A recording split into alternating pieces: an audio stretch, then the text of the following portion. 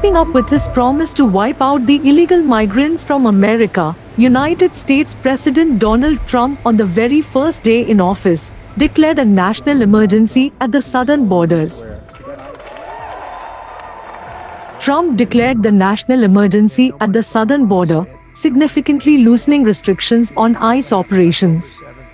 Federal agents have been authorized to conduct raids in previously restricted locations such as courthouses and churches.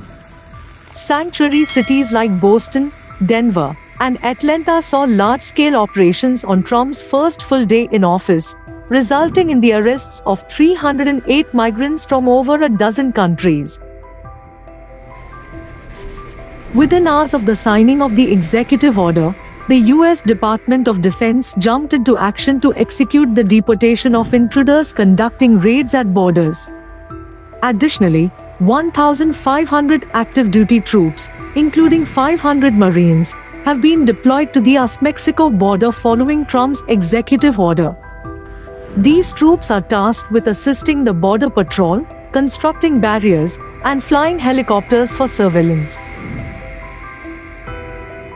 On Thursday alone, approximately 2,000 migrants were deported, with an additional 5,000 detained within Mexico's borders.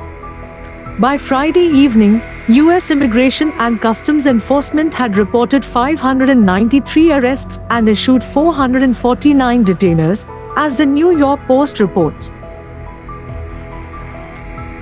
Photos released by the U.S. Department of Defense reveal military aircraft conducting deportation flights to Guatemala early Friday.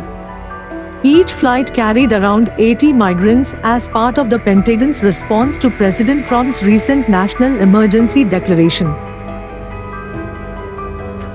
It is noteworthy that the Pentagon plans to deport more than 5,000 migrants currently held in El Paso, Texas, and San Diego, California, using military aircraft.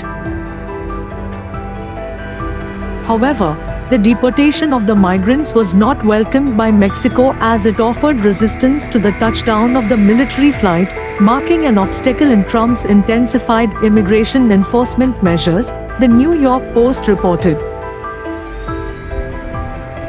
The denial on Thursday followed Trump's renewed efforts to strengthen border security, conduct mass deportations, and execute raids since returning to the White House.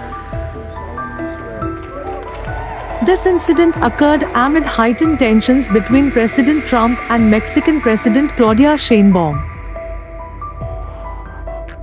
While military planes have been used for international relocations in the past, this is the first known instance in recent memory where they were used to deport migrants, according to a U.S. senior official.